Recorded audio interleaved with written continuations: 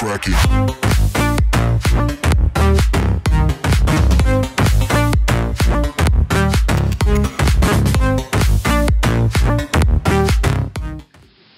Assalamualaikum warahmatullahi wabarakatuh. Bismillah, alhamdulillah, la hawla wa la quwwata illa billah, amma ba'du. Puji syukur alhamdulillah. Salawat dan salam semoga tetap tercurah limpahkan kepada junjungan kita Nabi besar Muhammad sallallahu alaihi wasallam, dan semoga kelak kita mendapatkan syafaat dari beliau di yaumil qiyamah. Amin ya rabbal alamin. Adapun pembahasan yang akan saya bahas pada pertemuan kali ini yakni toleransi dalam beragama.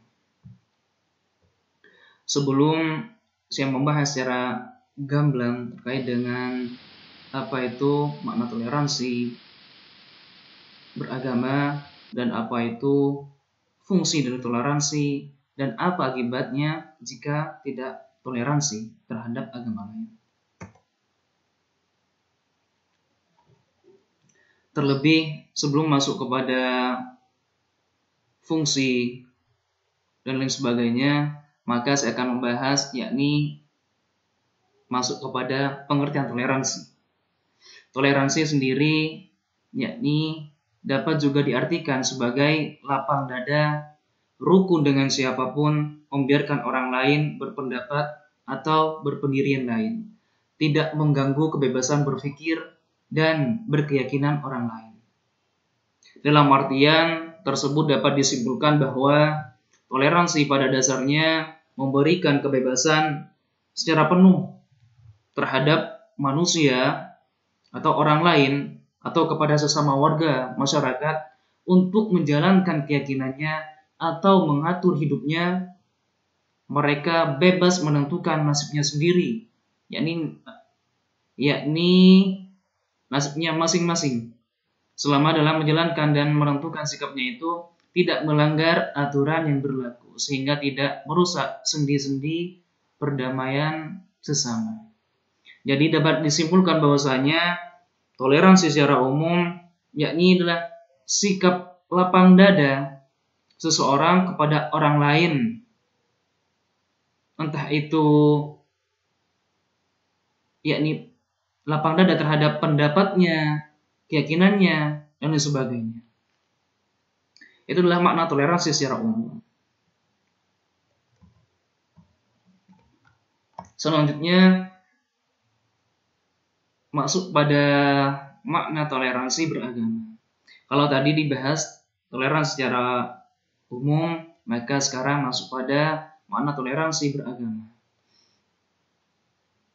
Yakni pengertian toleransi beragama merupakan sikap individu yang dilakukan dalam menghormati dan menghargai keyakinan dan kepercayaan seseorang individu yang lain yang berbeda. Artinya berbeda keyakinan, berbeda agama, dengan mengedepankan asas-asas kemanusiaan bukan pada keyakinan.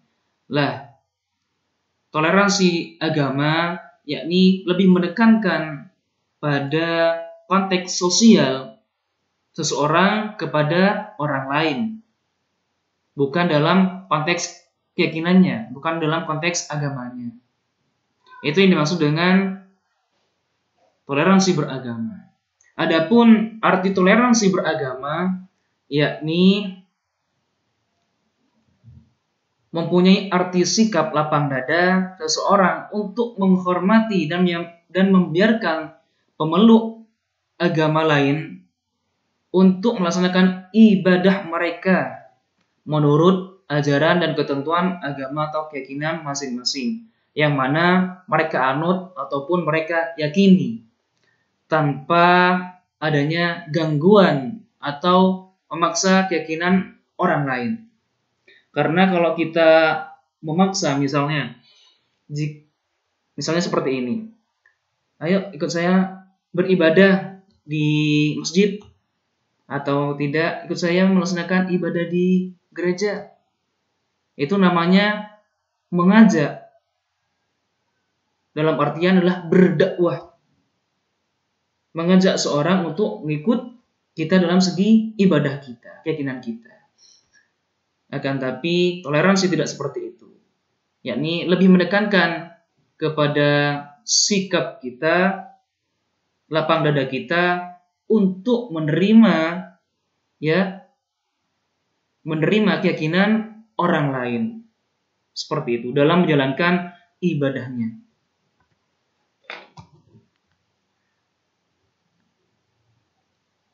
Sebelum masuk kepada fungsi toleransi beragama, yakni terlebih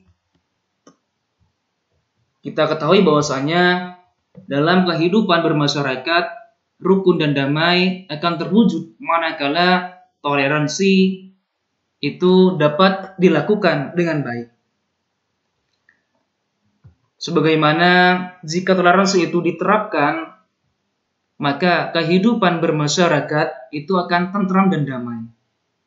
Hal ini akan menumbuhkan suasana yang kondusif dalam segi masyarakat secara umum dan dapat menghilangkan kecemasan, kekhawatiran. Karena kita tahu bahwasanya jikalau berbeda, bahkan berbeda pendapat, itu terkadang ada sesuatu yakni yang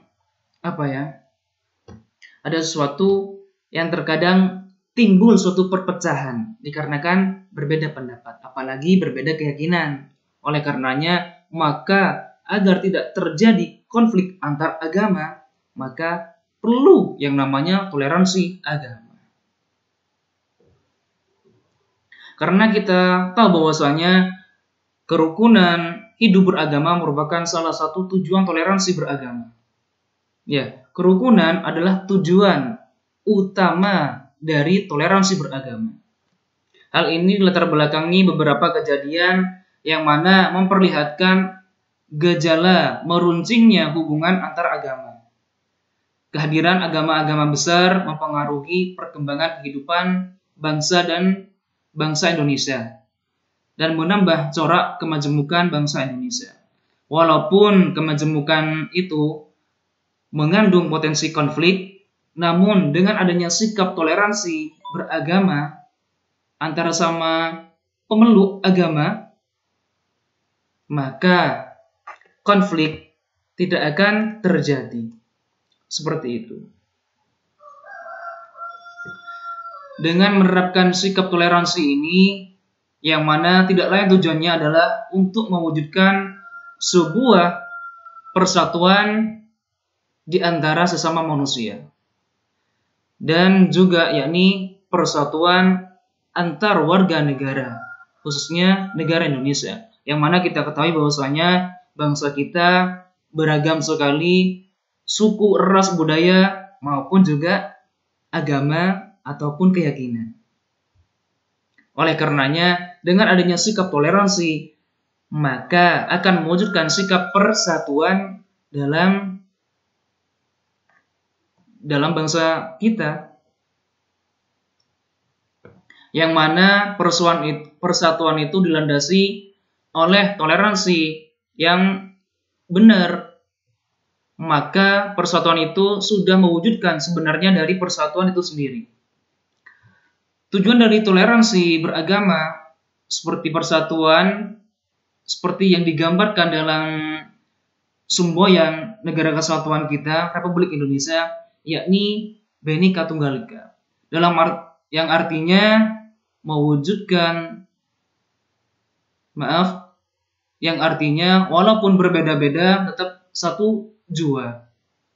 Maka dari semboyan tersebut adalah meskipun Indonesia ini dihadapkan dengan berbagai macam golongan, agama, ras, dan lain sebagainya,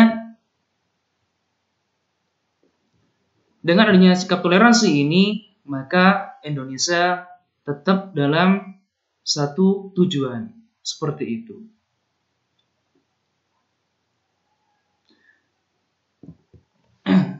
Selanjutnya, fungsi toleransi beragama. Apa sih fungsi dari toleransi agama? Yang pertama adalah menghindari perpecahan. Kita tahu bahwasanya negara kita adalah negara yang plural. Dalam artian beragam. Tentu negara yang beragam, entah itu keyakinannya, agamanya, sukunya, akan mudah renta terjadinya perpecahan. Hal ini dikarenakan mudah merebaknya isu keagamaan, maka dengan menerapkan nilai-nilai toleransi, bangsa Indonesia mampu menghindari perpecahan, terutama yang berkaitan dengan keagamaan. Fungsi yang kedua, yakni mempererat hubungan antar umat beragama. Dalam toleransi beragama, mengajarkan kesadaran menerima perbedaan antar umat beragama. Bisa saling bahu-membahu dan menciptakan perdamaian yang merupakan cita-cita dari seluruh umat manusia. Yakni fungsi yang kedua adalah mempererat hubungan antar umat beragama. Selanjutnya, fungsi yang ketiga, meningkatkan ketakwaan. Semakin memahami prinsip agama masing-masing, maka semakin pula menyadarkan akan nilai toleransi karena semua agama mengajarkan hal yang baik, penuh dengan rasa kasih sayang, baik sesama umat maupun yang berbeda keyakinan. Karena prinsipnya semua agama mengajarkan untuk saling mengasihi. Semakin seseorang itu memahami tentang prinsip agamanya masing-masing, maka dia akan lebih sadar bahwasanya nilai toleransi itu harus benar-benar diterapkan. Karena dalam agama mengajarkan nilai toleransi, bukan hanya antara kita dengan Tuhan, akan tapi agama itu juga mengajarkan bagaimana kita harus hidup rukun antar sesama, antara tetangga yang satu dengan yang lainnya. Walaupun yakni berbeda keyakinan. Karena kita tidak akan ditanya terkait dengan agama jikalau kita membantu orang lain. Tapi orang akan melihat seberapa besar kebaikan yang kita lakukan terhadap orang lain. Seperti itu. Fungsi yang keempat adalah meningkatkan rasa nasionalisme. Jika setiap toleransi yang positif terdapat dalam kehidupan sehari-hari oleh semua masyarakat Indonesia, maka akan meningkatkan rasa nasionalisme terhadap bangsa dan negara. Karena kenapa? Karena bangsa yang maju adalah bangsa yang bisa menerima perbedaan satu dengan yang lainnya. Seperti itu. Jadi tidak ada yang namanya konflik, bentrok dan sebagainya. Bersatu padu untuk kemajuan bangsa Indonesia. Selanjutnya masuk pada manfaat toleransi beragama. Apa sih manfaat toleransi beragama? Yang pertama, terhindar dari adanya perpecahan antar umat beragama. Dalam setiap diri individu, sikap toleransi sudah selanjutnya ditanamkan sejak dalam diri individu tersebut, serta menerapkannya di dalam kehidupan masyarakat yang di dalamnya terdapat berbagai jenis kepercayaan dan agama. Toleransi menjadi sebuah solusi untuk mencegah terjadinya perpecahan antar agama. Dengan adanya toleransi, maka hal ini adalah untuk mencegah adanya perpecahan antar umat beragama. Yang kedua, yakni memperkuat tali silaturahmi antar umat beragama. Berbeda atau perbedaan merupakan salah satu hal yang menjadi masalah utama dalam timbulnya konflik perpecahan. Terlebih juga yakni perbedaan masalah keyakinan. Terkadang ini sangat fatal dan juga terkadang menimbulkan banyak konflik, perpecahan, dikarenakan mungkin kurangnya keterbukaan dan lain sebagainya, serta kurang menghargai, kurang menghormati terkait dengan keyakinan orang lain. Tentu jalan keluar yang paling tepat dalam mencegah hal tersebut agar tidak terjadi perpecahan ataupun konflik adalah dengan menumbuhkan kesadaran diri dalam setiap individu masing-masing terkait dengan pentingnya sikap saling menghormati dan saling menjaga atau saling menghormati antara umat beragama. Manfaat yang selanjutnya adalah memperkokoh persatuan negara. Sebagai warga negara yang baik, tentu kita harus memegang teguh persatuan, menjaga keamanan, ketertiban, serta stabilitas nasional dari sebuah negara, yang mana merupakan hal yang sangat diperlukan dalam mensukseskan program yang telah dirancang oleh pemerintah. Nah, kita sebagai warga yang baik untuk mewujudkan cita-cita bangsa, maka tentu yakni kita harus membantu pemerintah menjalankan program-program pemerintah dengan cara yakni menjaga kekokohan persatuan negara dengan toleransi antar umat beragama. Seperti itu. Karena kita tahu bahwasanya terkadang terjadinya sebuah kerusuhan serta kekacauan akan berpengaruh dalam jalannya pembangunan di suatu negara. Contoh saja misalnya kemarin yakni konflik antar suku di Papua misalnya. Itu mematikan yakni bukan hanya mematikan ekonomi, akan tapi juga mematikan yakni sistem pemerintahan yang ada di situ. Jadi tidak berkembang. Nah, hal ini adalah merugikan negara, bahkan juga merugikan diri pribadi maupun keluarga, seperti itu. Manfaat yang keempat yakni terciptanya keteraturan dan keharmonisan. Sebagai makhluk sosial bermasyarakat, perbedaan merupakan suatu hal yang selalu hadir dalamnya. Ya, kita ketahui bahwasanya kita sebagai makhluk sosial tentu banyak sekali perbedaan-perbedaan dari orang lain. Entah itu berbeda pendapat, berbeda pola pikir, serta juga berbeda keyakinan. Karena setiap manusia itu mempunyai pilihannya masing-masing dalam menentukan pilihan. Maka dengan adanya sikap toleransi antar umat beragama akan menciptakan suasana yang tentram, damai, dan aman di dalam lingkungan sosial. Seperti itu. Manfaat yang selanjutnya adalah memperkuat tingkat keimanan diri. Menjaga kerukunan antar umat beragama dapat menghindarkan diri dari perbuatan yang tidak diinginkan.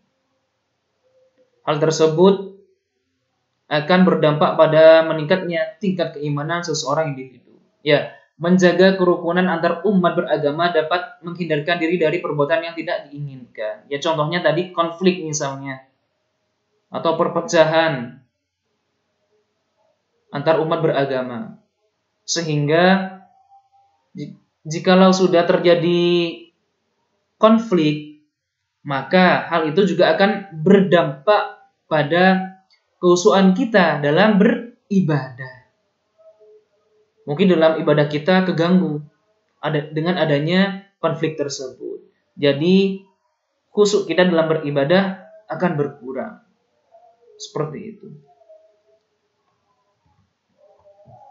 Selanjutnya masuk kepada prinsip-prinsip toleransi beragama.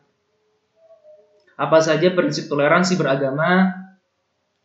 Yang pertama, terbuka dalam menerima perbedaan.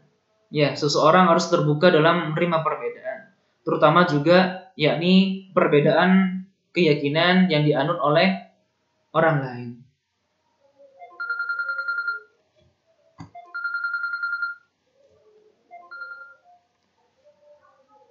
Sikap terbuka tersebut dapat mencegah adanya permusuhan dalam masyarakat karena pada hakikatnya perbedaan akan selalu ada dalam masyarakat, namun tidak harus menimbulkan pertentangan dan permusuhan. Ya, kita ketahui bahwasanya perbedaan itu memang selalu ada.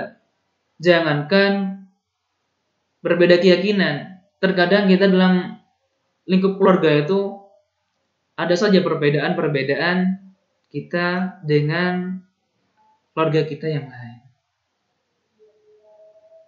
Maka agar tidak terjadi pertentangan dan permusuhan, maka kita yang pertama adalah yakni harus terbuka, mempunyai sikap terbuka terhadap pendapat maupun pola pikir serta pilihan orang lain. Seperti itu. Prinsip yang kedua yakni penghormatan dan eksistensi agama lain. Yakni artinya kita menghormati keadaan atau keadaan agama lain. Karena etika yang harus dilakukan dari sikap toleransi akan memberikan kebebasan dalam beragama. Ketika kita memberikan istilahnya penghormatan dan juga merangkul mereka, maka mereka juga akan bersikap yang sama terhadap kita. Serta juga kita berikan kebebasan kepada mereka untuk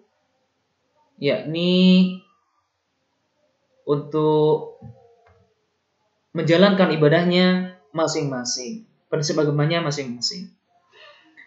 Prinsip yang ketiga yakni kebebasan dalam memeluk agama.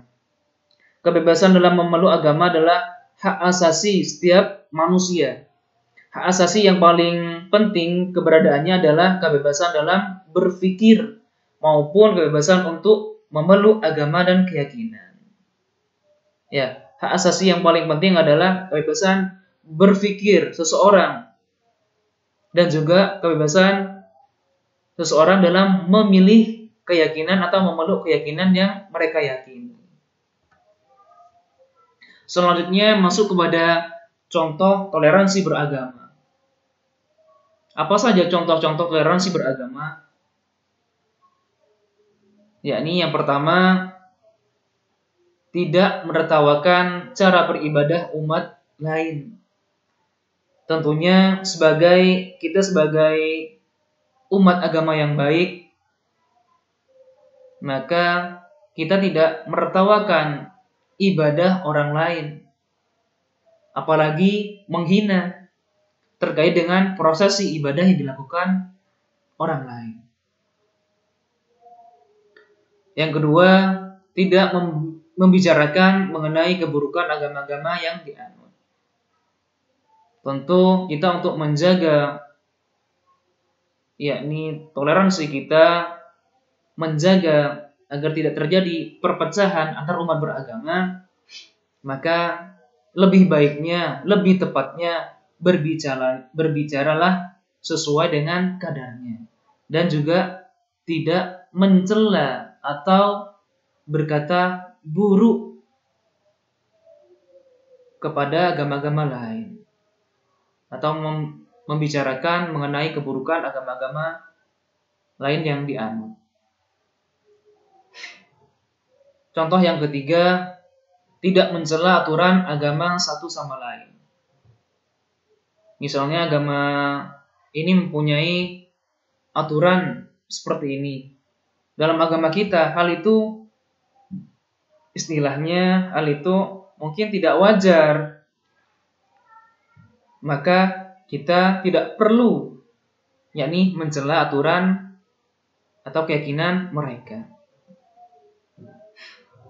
Yang keempat, contoh yang keempat, yakni tidak menghina serta tidak membanding-bandingkan antar agama. Tidak perlu membanding-bandingkan antar agama. Yang kelima, mempersilahkan teman untuk menjalankan ibadah ketika sudah masuk pada waktunya. Ketika teman kita sudah memasuki waktu untuk beribadah, maka kita persilahkan mereka untuk beribadah. Dalam hal ini, ketika teman kita adalah yakni agama lain misalnya, ketika sudah masuk waktunya, maka kita jangan sampai melarang mereka untuk beribadah. Justru kita mempersilahkan mereka untuk beribadah tepat waktu seperti itu. Itulah bentuk toleransi kita terhadap mereka. Contoh yang selanjutnya yakni mengajak teman untuk berkunjung ke rumah saat perayaan hari raya. Ya, mengajak teman untuk berkunjung ke rumah saat perayaan hari raya. Yakni bukan berarti mereka disuruh ikut beribadah seperti kita. Akan tetapi mungkin dalam hal ini mereka bisa diajak berkunjung ke rumah kita untuk bisa menikmati hidangan-hidangan yang ada. Karena hari raya adalah hari kemenangan. Seperti itu. Mungkin mereka bisa diajak untuk menikmati makanan. Karena seperti kita ketahui bahwasanya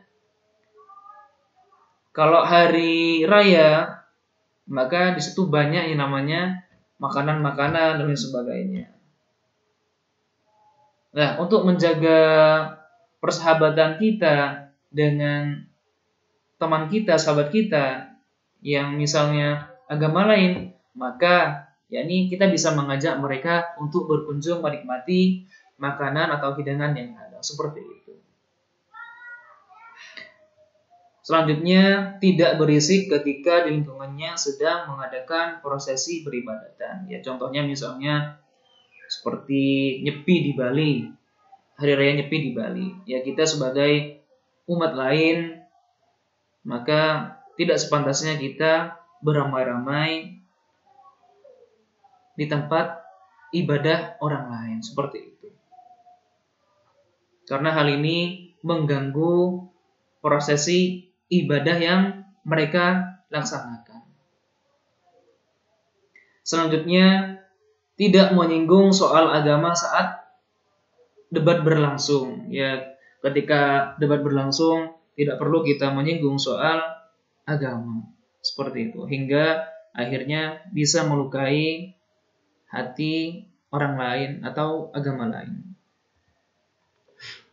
Banyak sekali di sini contoh-contohnya terkait dengan contoh toleransi beragama. Ya, contoh yang lain juga memberikan maaf apabila teman melakukan kesalahan.